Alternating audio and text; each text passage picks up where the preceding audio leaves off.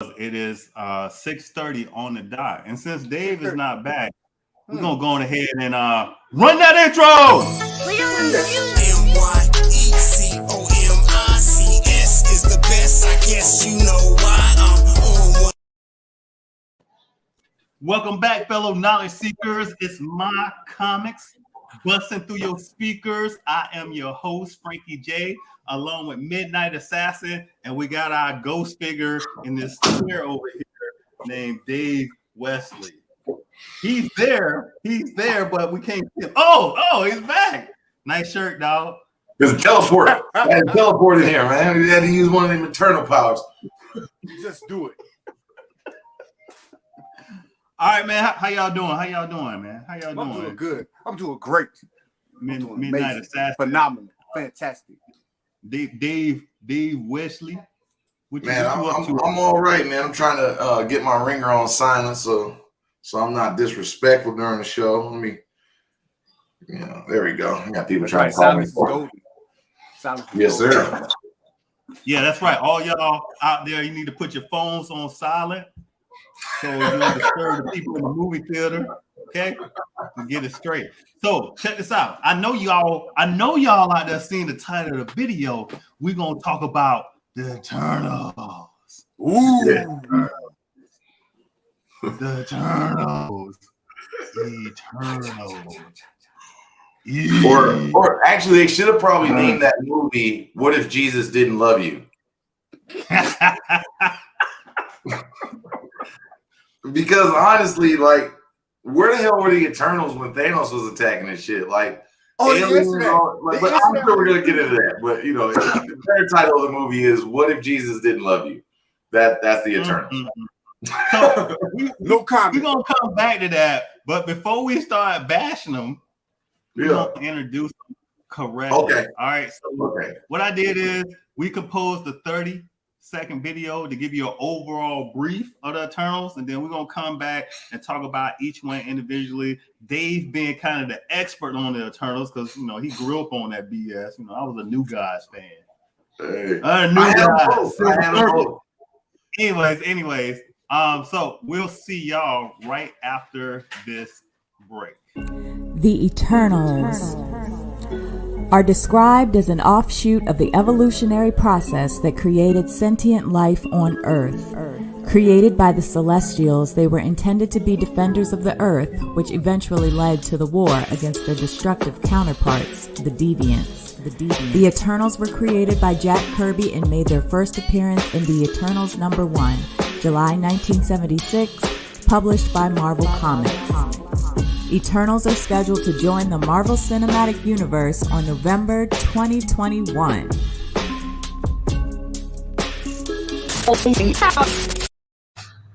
Woo! Quick rap. Yeah.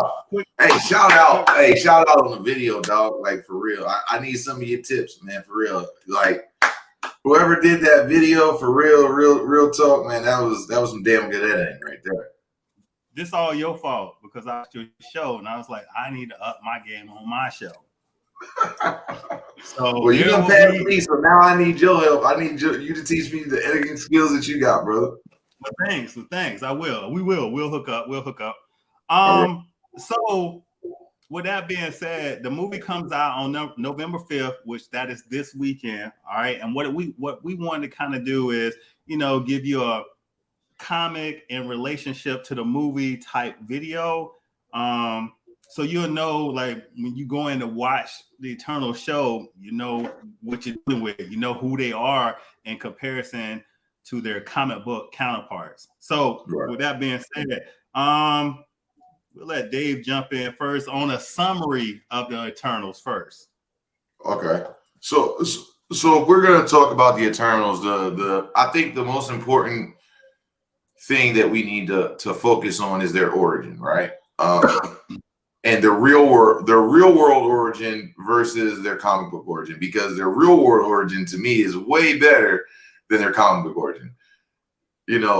Jack Kirby, arguably one of the most influential men in comic books, him, Stan Lee, right? He wanted to do this book, The Eternals. I think it was called, like Fourth World or something like that that he wanted to do for Marvel. And Marvel didn't want any parts of it. Marvel hadn't really thought about the cosmic realm yet or any of that stuff as it being like a real fleshed out place with its own issues and things of that nature. So Jack Kirby took the idea over to DC. And that's how we got Darkseid and Desaad and the New Gods, right? They were the original Eternals. That is who we would have had if Marvel was smart. We would have had Darkseid, Marvel fans. That's who the Eternals would be. We would be getting Darkseid and Highfather and Orion and those people. Instead, we're getting Cersei and what's the wolf guy? Thanos' brother. I keep forgetting his name. He's the guy that uses pheromones. But anyway, like we're getting a second tier version of that because Jack Kirby then, after the mediocrity or mediocre success of the Fourth World Gods or whatnot, the New Gods, after they had some commercial success in DC, he came back to Marvel, and that's when Stan Lee, may he rest as well. He was like, yeah, we need something like that over here to compete, and so we get the Eternals, which they fleshed their backstory out. They're an offshoot, or depending on who you like more, either the Eternals are the offshoot or the Deviants are the offshoot, whatever. Most people say the Deviants because the Eternals are more humanoid looking, Thanos being a deviant, which is why I made the question earlier, where were they when Thanos attacked, since it was his kinfolk. And so that's basically who they are. They're basically gods among men. I didn't know Thanos was a deviant. Right. To answer your question, they was told not to interfere unless the deviants was involved, and they told by the bigger guy. Yeah, and the bigger guy. But he said Thanos was a deviant. They're gonna explain that in the MCU. I mean, in the Eternals movie when it come out. But that's the storyline that they're using. And to add on to what Dave was saying with the Eternals, so what Jack Kirby wanted to do, what he tried to sell to Stan Lee and Marvel, he said, listen, the Ragnarok storyline, we're gonna take the Ragnarok storyline and kill off all the old guys and introduce the new guys. And of course, Marvel and Stan Lee was like, because I mean at that time Thor was still up and coming. He was one of the bigger characters that was selling. So that's what happened with that. And to comment on what Dave said was the new guys. And believe it or not, the new guys is kind of like in play, in works. Like DC is developing that as a movie. It's supposed to be directed by Ava DuVernay, but it's like we getting bits and pieces. But early 2021, that's the information that I had, and I think we had brought it up on the show. Do you have anything you want to add there? You want to add Midnight Assassin? No, I'm just ready to get into it. Nah, you need to add something. No, I'm just ready to get into it. You know why? Nah. You know why? Because this is my first look at the Eternals right now. So I see it this weekend. No. Eternals are being introduced to me. Since you know nothing about the Eternals, when you say Eternals, you gotta say Eternals. You gotta say it like in a low, raspy, sexy voice. Eternals. That's why you don't get. And that's exactly why you don't get no training. All right. That was his sexy voice, and that's why he's single now. Oh god, that was ugly. That was ugly. It's just gross. You made the Eternals sound dirty. Real dirty. So, AB, are you ready? We're gonna discuss Phastos first. All right, Phastos. Phastos, an Eternal who has the power of invention. He's able to create whatever he can imagine, provided he has enough raw materials at his disposal. Over the centuries, he has helped nudge humanity forward technologically while always keeping his brilliance hidden. Hey, what happened to the thing you was gonna say who he was in the previous life? Paper boy. Stop a paper boy. Hey, you know I can't wait for that next season in Atlanta, man. Wow, man.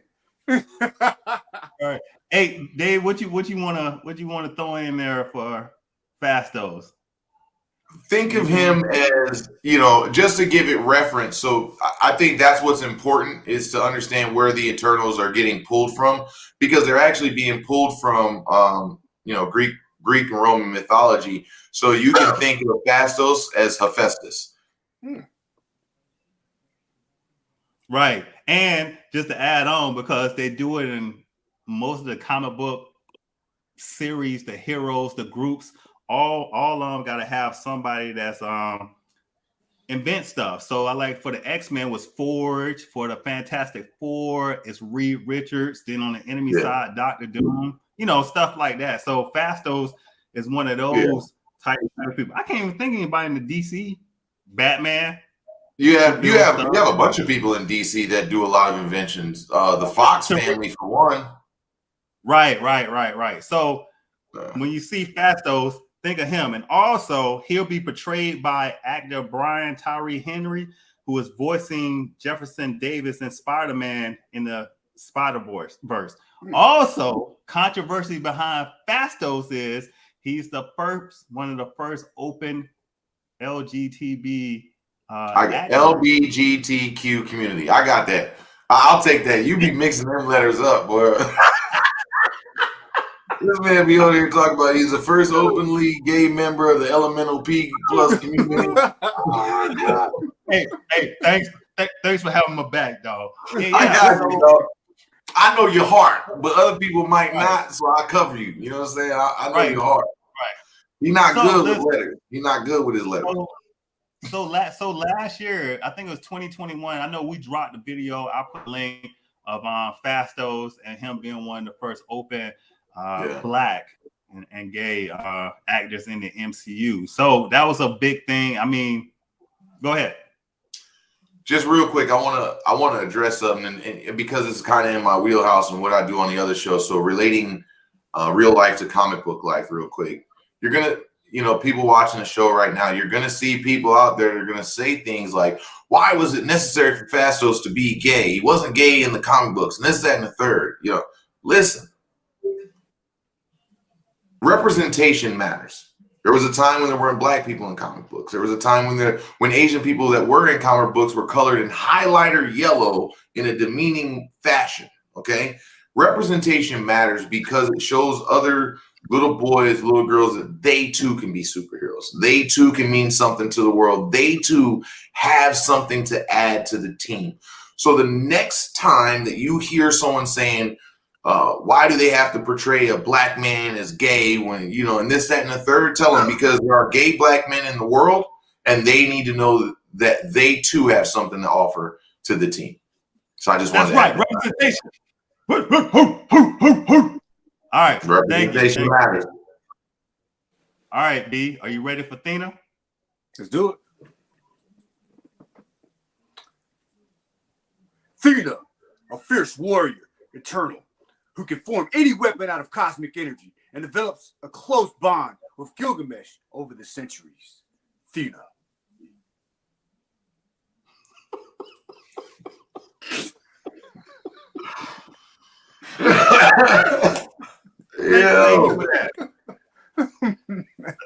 Thank you for that.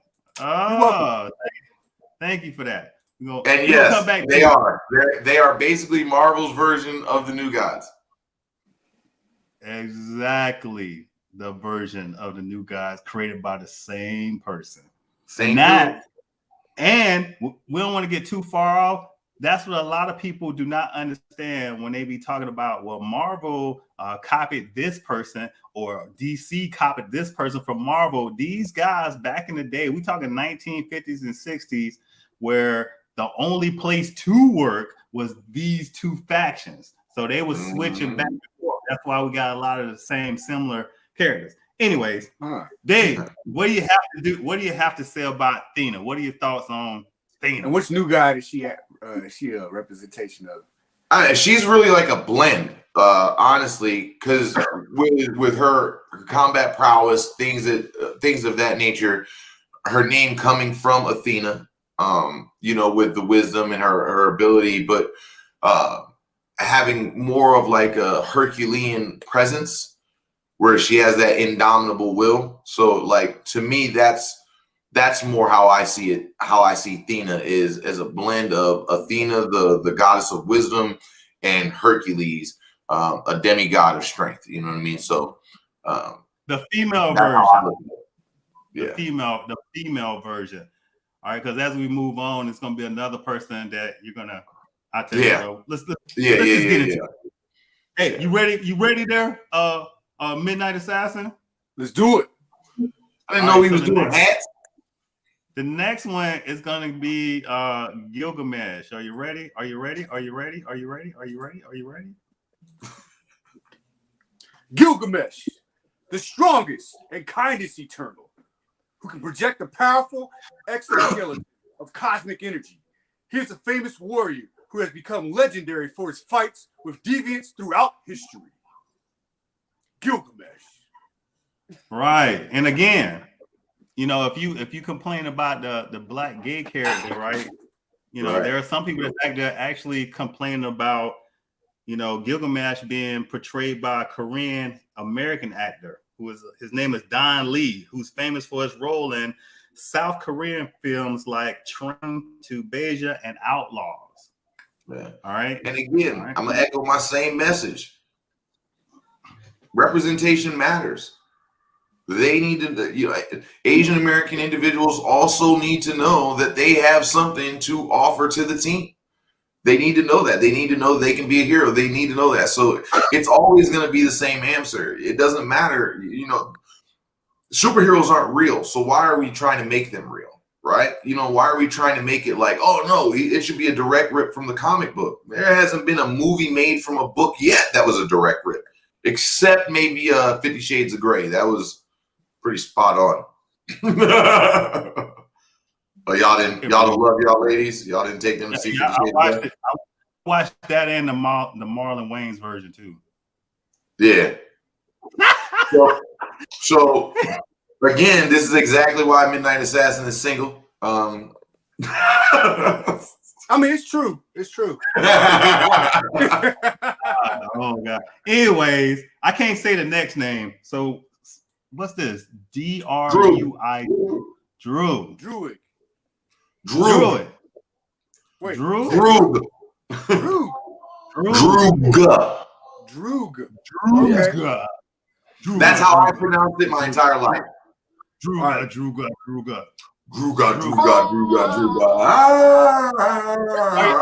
you ready? Hey, guy.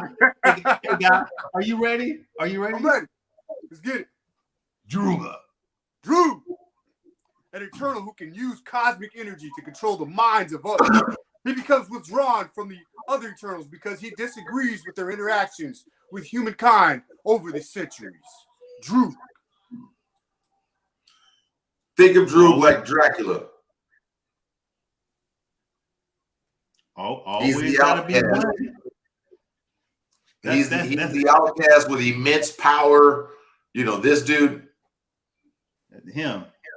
He's the outcast with immense power. Kind of Dracula-ish, if you ask me, in his appearance, and even the way his powers are orbited. Like they color his powers with a real blood red kind of feel. So that's how I kind of look at him. I like the preview. He's like, I'm the star. It's like Droog and the assistant Eternals. I'm the star of the show. Yeah. He's like, well, Angelina Jolie, she's actually a big star too. So, it's like, hey, you got to fix that. You got to make it right. Right. Yeah. Well, all right. I'm the star. No, you're not, brother.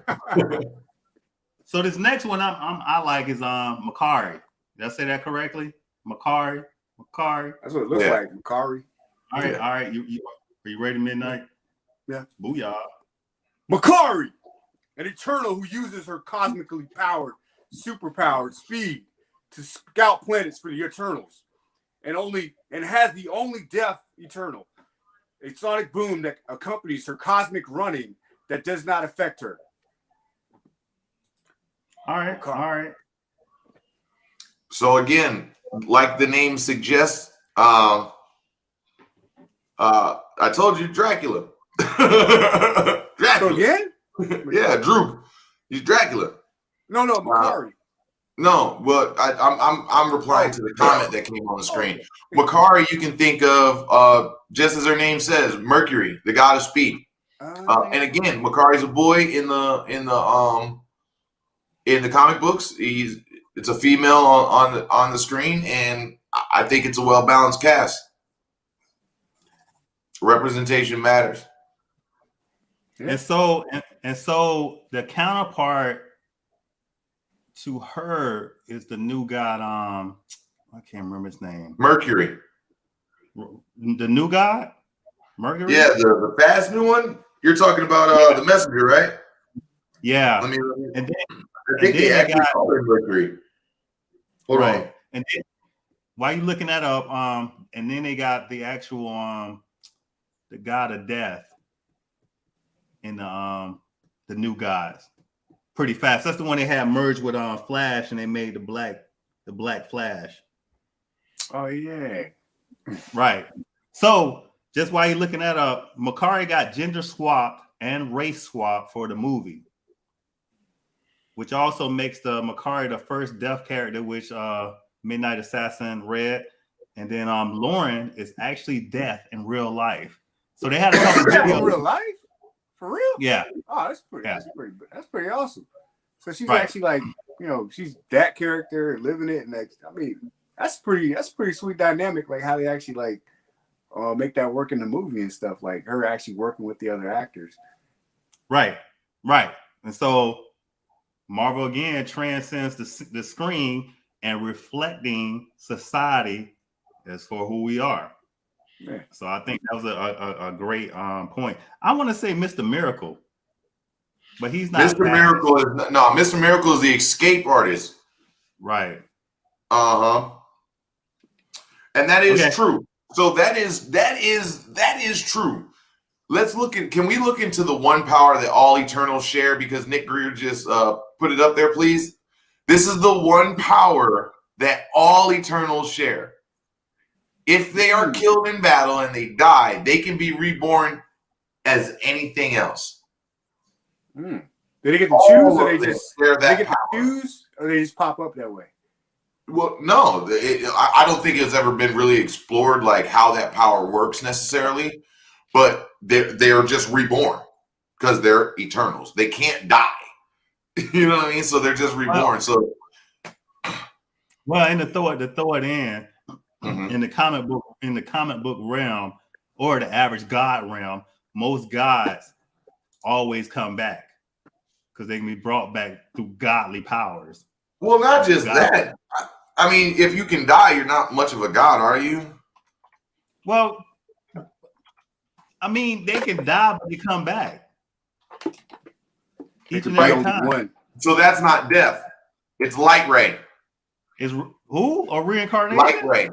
Light Ray is the speedster. Light Ray. Booyah. That's what. Okay, good. All right, so moving on to the next one. It could be only one. And may it be Duncan McLeod. But you ain't the one. All right, you ready? Get him out of here. Let him go back there and calm down for a little bit and then bring him back. Man, I be trying to let you, but sometimes, man, I just don't know about it. I just don't know. Are you ready to discuss Sprite? There's no help for me. Let's go. Let's do this. Sprite. That's it, right? Sprite. Yeah, Sprite. Sprite, an Eternal who can project lifelike illusions. Sprite appears to be 12 years old as a child, but he is stronger and even clearer than she looks. Sprite. Think of her like Icarus, any of the wood fairies, things of that nature from lore. With her powers being as minimal, with illusion and stuff like that. She does have the physical strength attributes like all Eternals and stuff like that, but she's more of the support for the team. So like a fairy or sprite, so to speak. Now, is she Her name suggests. Is she stuck at that age the whole time? Like, Yes. Is she not aged? Like, even They when never she's grow. reborn? Even when she's reborn? Even when she's reborn. But yeah, that's the storyline now. All right, moving on. Am I saying this correctly? Cersei.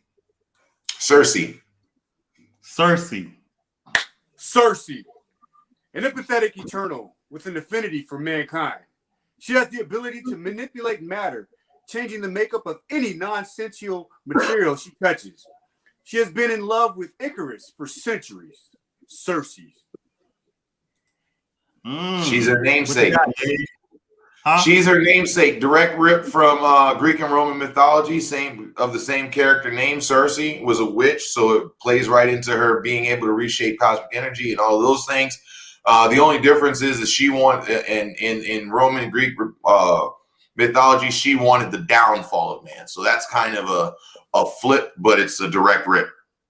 It's also a direct rip from the character Cersei in DC Comics as well. Oh, what about the direct character in the 300, Cersei? It's the same. It's the same person. Same person. They just turn the power a little bit here and there, right? Yeah, just tweak it a little bit, but it's a direct rip from the god Cersei in Greek and Roman mythology. The God King. And just real fast, I didn't pull the picture because I ain't. And you're pronouncing that wrong. That's Xerxes. Oh, with an X. Same thing. No, not even close. Come on, man, give me this. You still mad over Xerxes was a black character. Cersei is a white girl. You still mad over Superman and Thor. Superman. We're gonna come back to that. It's your show, so I had to let you win. It's your show. Nah, you're correct. All right, moving on to Ajax. I actually did a video on her. Mm-hmm. Ajax, the wise and spiritual leader of the Eternals, who has aided the advancement of human civilization and is able to use her abilities to heal both humans and Eternals. Ajax can communicate with Celestials. Ajax. So another gender and race swap here. I mean, all of them are race swap because Eternals are not a real race. But when I'm sorry. I'm gonna keep throwing those jabs because any person out there that is so foolish enough that they would say stuff like that deserves to be jabbed over and over again. So I'm gonna keep doing it. But when it comes to Ajax, the name is a rip from Greek and Roman mythology, but the power set is not. Ajax, you can find him in both not the Odyssey, the Iliad, about the fall of Troy and those kinds of things, the book with the Trojan horse in it. He's just a powerful, strong-minded warrior. And I think what they did was they took Ajax warrior kind of capabilities and then they blended them with who is wasn't Zeus, who was it? The Trojans had a god that they worshipped, and I think they just kind of assimilated the personality into the character, but took the name from the character in the Iliad. If you ask me, I don't know. Jack Kirby would be better to explain why he did that. Well, and then the other thing too is like you said, Ajax influenced Babylon, Greece, Scandinavian, and Native American civilization. So it's taken from lore from back in the day. So that's Ajax, and who she played by Zelma Hayek. Zelma Hayek. Am I saying that correctly? Right. Zelma. True, but there's already that character Ajax in there, right? So that character that you're talking about that had the influence, he already exists in Marvel with the Pantheon. That they used to be with Hulk. Ajax is that character, very simple-minded, very loving, super strong. You know what I'm saying? And had that influence over time, lived and all this stuff. He already exists with the Pantheon. Well, what about Ajax and Deadpool, whose real name was Francis? What? Nobody called that. Nobody called that. Nobody called that. Where's Francis? There's no one talking. Where's Francis? Where's Francis? My name's Ajax. Anyways, who we talking about? Oh, so the big dog. We talking about the big dog next, and Icarus. You got that? You got that, B? Icarus. Icarus, the tactical leader of the Eternals, who can fly, project cosmic energy beams from his eyes, and has superhuman strength. Icarus. Vickery, Bulk. Direct rip, name and all, just a different spelling. Icarus, the man that flew through close to the sun, wax wings. He was given wax wings. He flew too close to the sun, flew too high. They melted. He fell and he died. Icarus is a direct power rip for Icarus. They just added cosmic eye beams. That's it. Whoa, that's good to know right there. And he doesn't have a cape. All right. Hold on. I need to mark. Yeah, he doesn't have a cape, but Icarus in lore didn't have a cape. He had wax wings. No, I just got that from the preview because the little boy was like, "Oh, this is the guy with the cape." And he was like, "I don't have a cape." I don't have a cape. No, actually, and then so we got one more. We got one more to discuss, and then we'll actually get into the guy who's not a new guy, which was interesting to me. Did I put him on here or not? Ah, man, I forgot Gringo. No, did You I? talking about the Black Knight? No, it's one more Gringo. I didn't get him. So let's discuss the Black Knight. Let me pull Gringo. Go ahead with the Black Knight. Dane Whitman, aka Black Knight. Dane Whitman is a human who wields the ebony blade, which passed down from the generations a cursed weapon, the anti-Milnor. Dane Whitman, Black Knight. I don't like how they made him Black Knight an Eternal. I don't like it. Well, is he really gonna be an Eternal? No. So in the comic book line, like I've seen Black Knight in Thor. Yeah, he's not an Eternal. All of his powers come from a magical weapon. He was a regular ass dude, and then he got the black blade, and then he became the Black Knight. He wasn't an Eternal. So my question is on Black Knight. I mean, what do the blade do for him? Like we know with Thor is already like very durable, very strong without Milnor. You know what I'm saying? Without his axe or whatever. But Ebony, I mean, with Black Knight, he's just a regular human. So do the blade protect him? Do it give him a His whole power set comes from it. Like he has depending on which iteration of Black Knight you're gonna get, he had at one point he had a horse that he had a Pegasus that he rode on. Like, it just depends on what iteration they give us. But Black Knight doesn't even belong in this movie. Well, we're gonna get to that in a moment. He don't, in my opinion. But just real good fun fact down there, Nick Greer says Icarus named himself Icarus because his son died after he flew into the sun. Oh, okay. Oh, Nick Greer been watching them videos. Hold on. Well, you see that Midnight Assassin? Somebody wants you to show your shirt, which they do every week. Oh, but his shirt's blank this week. Ah. All right, regular black tee this week. All right, so then the last person we're gonna discuss, and then we'll move on, is Kingo. Kingo Suman, presumably, has all the typical powers of the Eternals: immortality, super strength, flight, energy projection, and molecular manipulation. However, he eschews to use these powers in battle, referring to flight in the traditional manner of a samurai. So think of him not of a Roman Greek, but like a Japanese version, like Usagi Yojimbo. He was, he's a characterized. He loves battle. No, Achilles. Right. Yeah. Achilles. Right. He's like Achilles. He lives for glory. That's his whole thing, and he doesn't find glory in using his powers to overwhelm. He wants his skill to do it. So Achilles.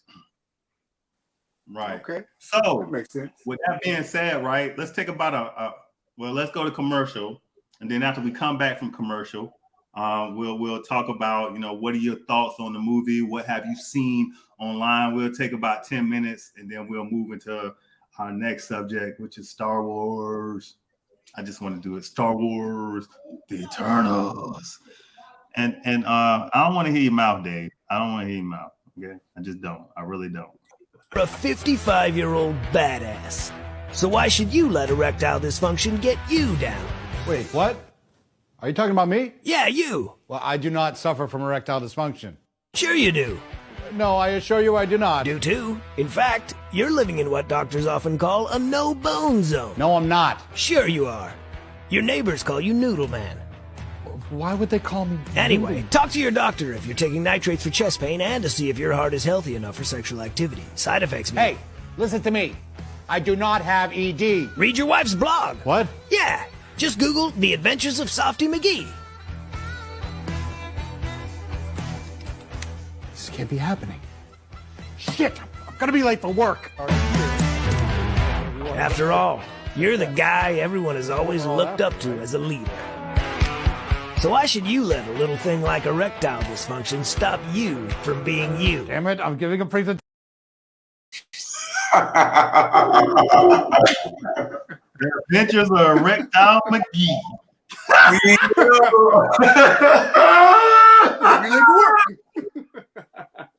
Oh man.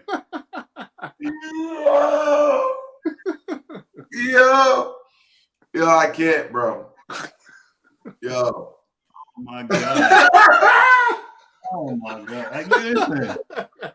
I ain't got nothing to say on that. I'm gonna just leave it at this. Yo, that man said they call you, what did he say? They call you Noodle? Limp Noodle? Softy McGee.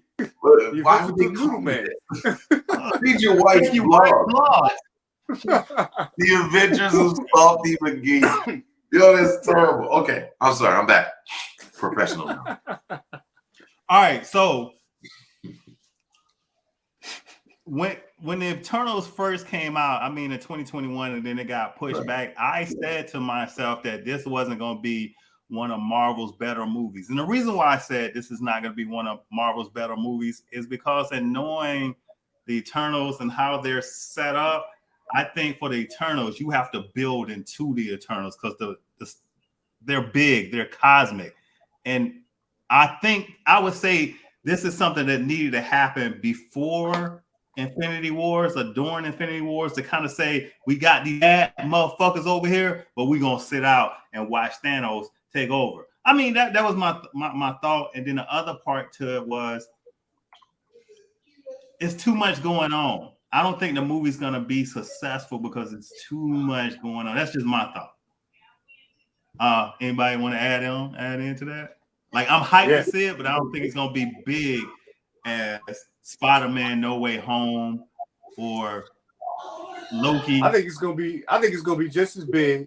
I think they are doing like with Shang-Chi, and I think they're gonna tie in a lot of other movies with it. I think it's not gonna be the only one. I think it's gonna branch off into a bunch of other Marvel movies. I think it's gonna be successful. I think that they got the formula down. I think they're gonna carry it out. That's just my piece. Hold on 1 second. Just mute me for a second. I saw what you did. What'd I do? I saw what you did. What'd I do? I was looking right there. I was looking right here. I saw it said muted. Listen, I was watching last week's video. I was like, what is that in the background? What is that in the background? I apologize. Everybody in my house got a big booming voice, so I apologize for that. Don't worry, I'll be adding some foam insulation into the wall here shortly, so I can get a little bit more soundproofing and things. The studio's not done yet. Right. Oh man. What are your thoughts, Dave? What are your thoughts on the I'm torn on it. Because I was aware of the we were told not to get involved, kind of thing. But Thanos is a deviant, you know what I mean? So to me, that's lazy writing to write Thanos as not a deviant. Literally, one of his brothers are the Eternal. You know what I'm saying? So it's like Who's yeah, his brother? this is like Fox, I think his name is. Yeah. He's the one that uses pheromones to trick people. He had a sexual relationship with She-Hulk. He had a sexual relationship with She-Hulk. And she broke up with him when she found out that he could manipulate her to make her love him. That's Thanos' brother. Oh, Star Fox. That's it. Star Fox. It's Star Fox. Is Thanos' brother. That's not an Eternal, is it? I'm pretty sure he is. Which one's Star Fox? Hold on 1 second. I might be confused. Let me or is Star Fox the yeah, no, I'm right. No, you right. Yeah. Which one's Star Fox? I don't think he's making the movie. And he can't make the movie because he's Thanos' brother. Oh, which would then make Thanos a deviant, which would meant they should have intervened when Thanos attacked. So they got to get rid of Star Fox. He can't be in the movie. Even though of the Eternals, he's had the biggest role in Marvel Comics when it comes to fighting Thanos. Right? So now they have to completely remove an Eternal, and I think they even created one to put in his place. So that they could lazily write why they didn't get involved. And that's why I'm not as stoked for this movie as I would be, because there's so many different ways that Marvel could use this movie to correct the wrongs of the X-Men and everything. Because the Eternals, if you look at them, there's 3 sections. Humans, Eternals, Deviants, all come from the same race, right? It's all due to the Celestials fucking around on Earth. Pardon my French. Bleep that out later. But messing around on Earth, trying to create life and all of this stuff is how you get the deviants and the humans deviants and all of that. What they could do is they could literally say, they could have wrote it and said that the Eternals were suppressing the human ability to mutate while they were there to protect the Earth. But now that there's a bigger rivalry, they've stopped so that Earth has a way to protect itself, which would then give you the mutants and an easy way to bring them into the MCU. But you can't do that when you get rid of Star Fox, who has the ability to control minds on a hyper-realistic level. Sorry, that was my rant. I apologize. No. Let's just move on. No, so that's what the people need to hear. And dealing with that. And so with that being said, I'm gonna do a follow-up video on Star Fox. So then you can kind of get an idea if you don't have an idea out there of Star Fox. Because I was gonna do it on that little frog you say do a barrel roll. Do a barrel roll. Yeah. He had the frog.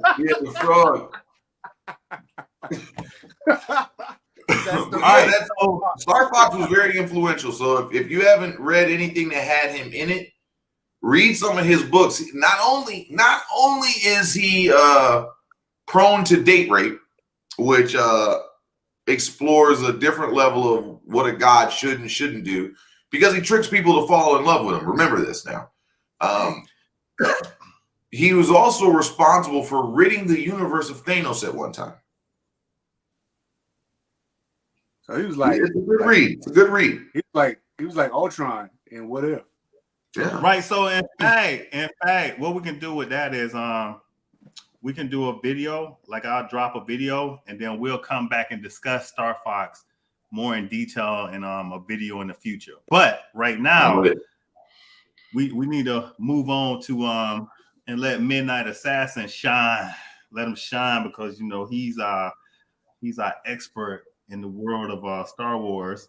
So we're gonna bring what's how you say his name? Because I was messing it up the other day and you was Boba clowning. Fett, man. Boba Fett. But I want to say Fat. It's Fett. I want to say Boba Fett. I'm some Don Cheadle.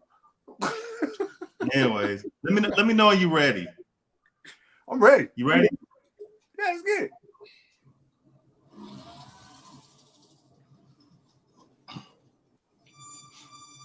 I am not a bounty hunter.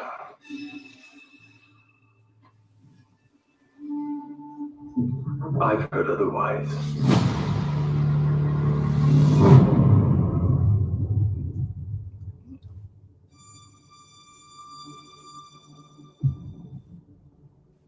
I know that you sit on the throne of your former employer. Jabba ruled with fear.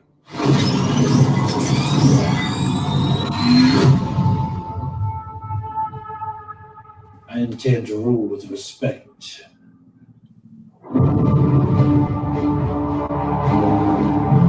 You were once captains under Jabba the Hutt. I'm here to make a proposal that's mutually beneficial. Why speak of conflict when cooperation can make us all rich? What prevents us all from killing you and taking what we want?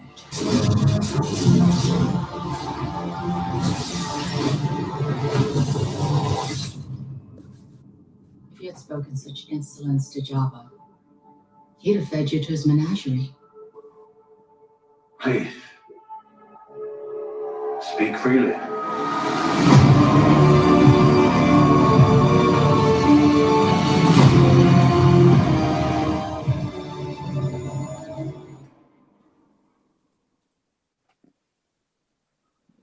I'm already skeptical.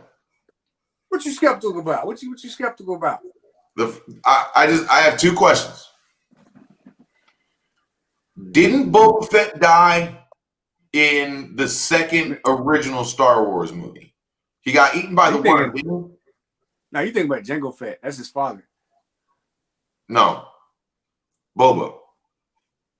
Oh, that's right. No, they thought he died, but he can't. Like, remember he came back in the Mandalorian?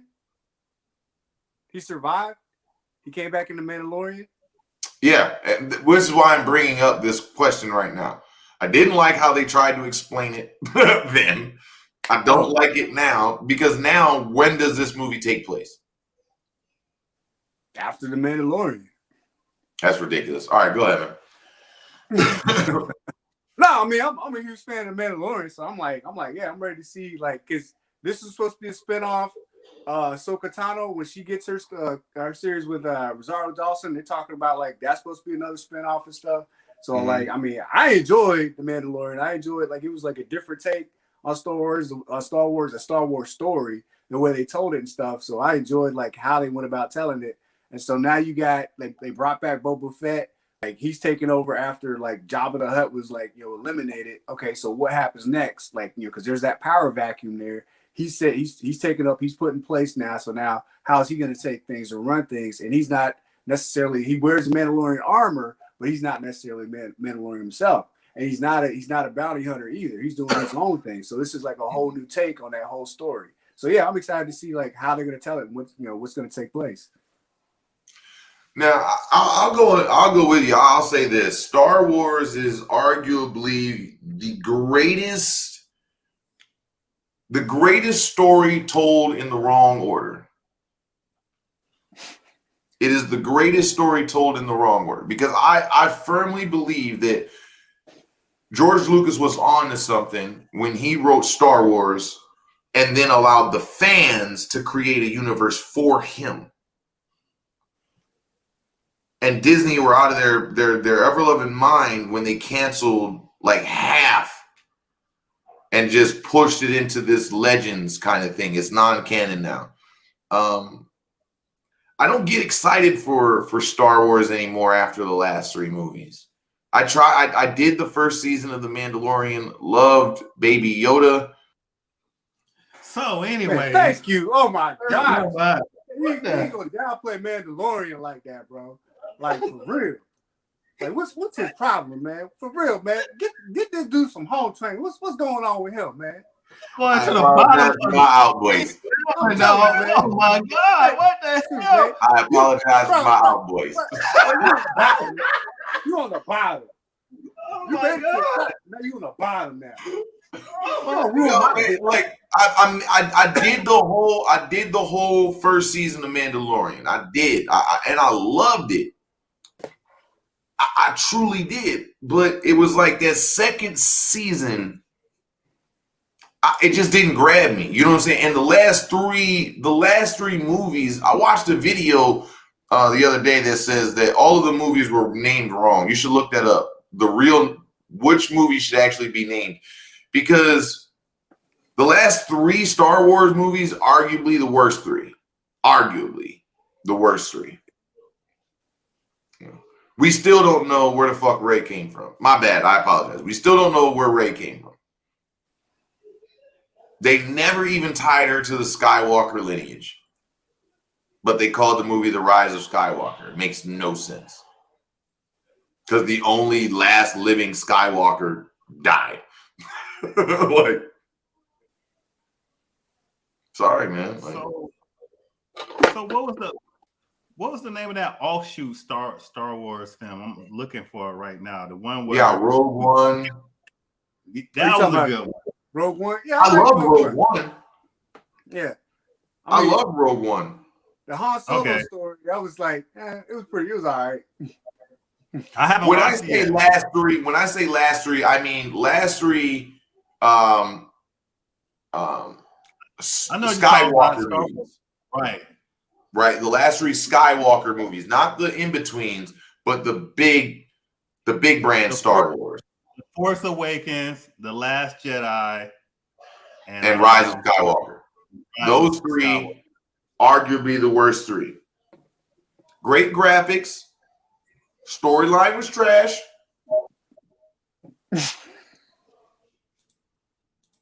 I can't let them disrespect Star Wars like that in my presence, man. It hurt me to my heart. You know, I may not know a whole lot about Star Wars, but I actually enjoyed these movies with a passion. So I'm gonna go ahead. I'm gonna excuse myself for 1 minute. You know, let me excuse myself for 1 minute. Again, I apologize for my outvoice. No, I mean, you got a good point. Like, I mean, I enjoyed the movie, but you're right. Yeah, the storyline was trash. The continuity of Rey is just like non-existent. Like, you know, and then how she went from, was it Finn to like her brother, like her brother, like that was just a weird, like that was a weird dynamic again. It's like that incest crap. Like, I don't know, man. Like, I'm just like, you know, they took it in a direction they probably shouldn't have taken it. But I mean, I still enjoyed the movie. But yeah, that storyline was just crap. I feel like, Anyways, and maybe I'm being prejudiced. I feel like they overthought the storyline on those last 3 by trying to complicate what the Jedi history was and what the Jedi lore was. They overcomplicated it, which made it non-enjoyable. Yeah. Because I had to relearn everything I knew about Jedi. Yeah, you know what I mean? It's like if she was related to Skywalker, let's make her like Skywalker. Let's do it. Let's like if you gonna like hold on. Like there should have been more to it. But like I remember that. I remember feeling that. Like, dang, there should have been more loot. Are you the biggest now? You the biggest? That's what she. I would like to hear what he got to say. Listen, she ain't say that. Listen, I get where y'all going with the Rise of Skywalker. All right, right. But let's not forget Palpatine or anybody that went to the dark side. Them dudes was powerful, and what we got with Rey was an offspring from somebody from the dark side. Same thing with Anakin Skywalker. But who? And the whole Star Wars line follows Skywalker, but we never thought we could get a good guy or a good girl from a bad guy's offspring. A bad guy's offspring becomes good. Because I dig that. I dig that. I just think that was a BS play that they made because like honestly, there was like I don't know a lot. I'm a huge comic book fan though. You know what I'm saying? So I read a lot of different comic books. I read a lot. I'm a nerd at my heart. You know what I'm saying? Like Dave Chappelle, his mama, he shared a quote his mama gave that says, "Be the lion you have to be so that you can be the lamb you really are." Right? And so I like that, you know what I'm saying? And I do that, but you know, I'm a nerd at heart. Like I give this lion persona, whatever like that, but I'm like a real nerd at heart. And I like Star Wars, but from the stuff that I read before, Palpatine actually not Palpatine, who was Palpatine's boss? Palpatine's boss? Yeah, it was like Sidious. No, Sidious was his name. Nah, Sidious was Dooku. Tyrannus. I think it was Tyrannus. Oh, okay. You talking right? about that dude. Yeah. That dude created Anakin. Right? So why didn't we, if we just gonna say, oh, this is Palpatine's kid, why didn't we actually flesh out where the strongest Jedi came from? Because even in the first movie, his mama said he was born of the Force. He has no father. He was born of the Force. But Disney struck all the other books that actually explained that it was, I want to say it might have been Palpatine. It might have been Palpatine that tried to cast like this dark use of the Force to bring to life the ultimate Force user. That it wouldn't have mattered. The corruption wouldn't have mattered. It wouldn't have broke his body down because he was being broke down by the dark side of the Force, and he wanted a different conduit to put his spirit in. And so he created Anakin Skywalker. Why the hell didn't we get that in the last 3 movies? Man, I'm learning some stuff today, man. Okay. So check this out. Out. This is what we're gonna do because we short on time. We got 3 minutes left. Do y'all want to make this into a storyline for next week? I think we should. I think we honestly should look at the creation of Star Wars and the story we should have got. That's a good one. Yeah. All right. So that we're still waiting for. All right. So that's gonna be next week's storyline. I mean, next week's video topic. All right, because we're short on time right now, and I definitely want to take care of my man Midnight Assassin because he put a lot of hard work into his stuff. But before we discuss his stuff, we want to give a shout out, not a shout out. We want to say next week, not next week, but tomorrow at 7 o'clock, y'all need to check out. The progress is healing the wound that the blow made. And they haven't even begun to pull a knife out, much less try and heal the wound. You have tomorrow. Yes, sir. Yes, sir. In all seriousness, podcast.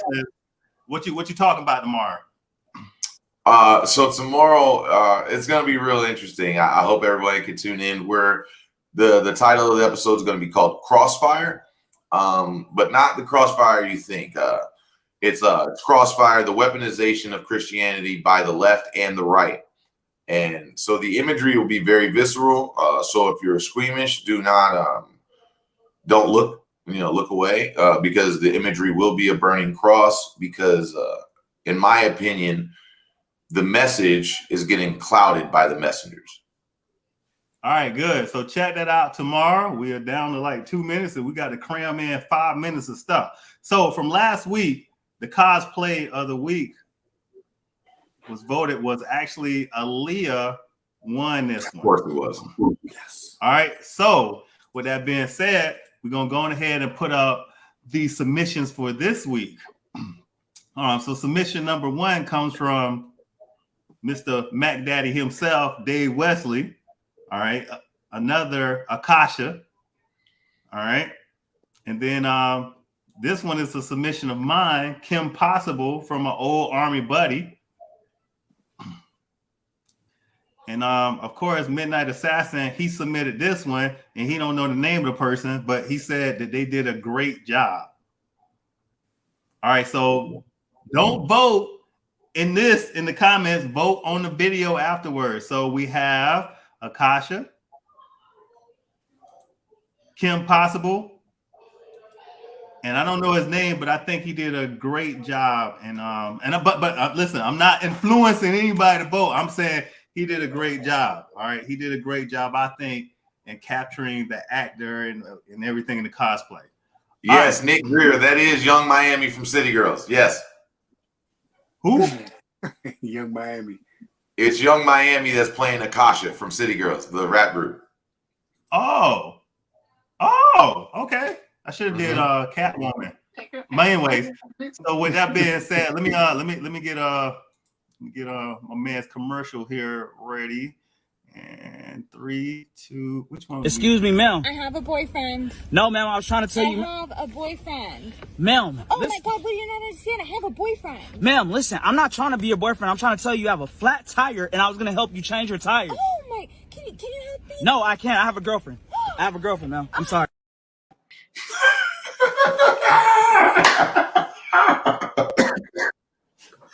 You ain't gonna do that in the first. Oh man, that's good stuff right there, man. So I messed up because I wanted to do an overlay, but I messed up putting the background. So if you guys haven't, before we get ready to close this out, if you haven't watched Colin Kaepernick, we can't see it on Netflix. Colin Kaepernick got a show called Colin Black and White. If you haven't Colin Black and White, yo, that thing dope. Yeah, right. You need to catch it, and again, you got Ava DuVernay, all right, Robert Townsend, and Colin Kaepernick. These are the directors of the show. It's a good show. I don't know if we're gonna discuss it on here, my comics, in the future, or we don't discuss it on. We will be discussing it in all seriousness, though. We will. Good show. A good show. Hey, so, and here's my favorite quote from the whole thing was, "Why do I always have to be the one to prove them wrong?" I ain't got nothing else to say. I was writing down stuff the whole time, like, wow. Yeah. I ain't gonna lie, man. I didn't truly understand like microaggressions until like I see it played out. And I understood, okay, that's what that was. Because I didn't know like I was experiencing that, like how to explain that until like they actually like laid it out. I'm like, oh dang. I will say, like real talk, like microaggressions is something that, and this is not to draw division at all. Microaggressions are something that Black people in general, have to deal with, but light-skinned people are more familiar with, because the microaggressions, and here's why I say that we're more familiar with, right? The term passing comes from being light-skinned. And so when you were passing, if you were light-skinned, you were lighter than a brown paper bag. That's when you had to deal with all the shit that people were saying around you. And you had to hold it. So light-skinned people have always had to deal with microaggressions. It's just coming to the forefront because, the group of Black people have decided to get together. All that colorist stuff is starting to go to the wayside, and we're starting to see from each other's perspective. But I've always been very familiar with microaggression.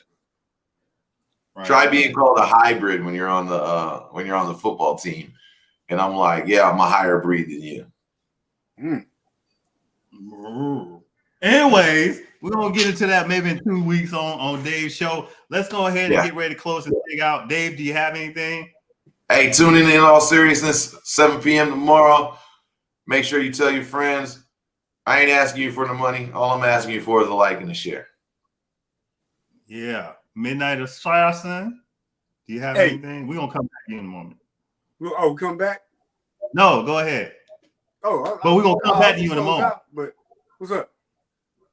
I want you to give your piece, and then I'm going to do my part, and then we're going to come back to you for the closeout. Oh, okay. Or anybody want to vote him out and close out? Is anybody out there vote him out or to close out? Vote him out. Y'all vote me out. Okay. I can't I can't do the Black Spider-Man like that. Go ahead, man. Go ahead. No, it was a great show today. I enjoyed the topic. Like I said, I didn't know much about the Eternals prior to the movie. Like, I mean, you see a lot of stuff coming online and stuff like that. So coming in, like getting in depth, like description of the characters and stuff, kind of gets me prepped for the movie. And then like I see what Marvel's trying to do.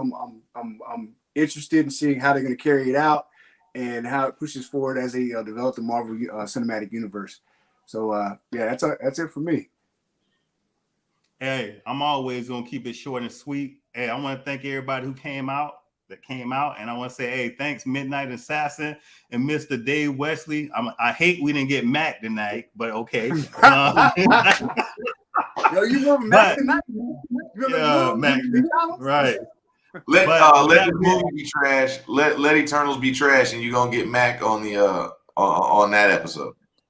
But with that being said, Midnight Assassin, you know what you gotta do, dog.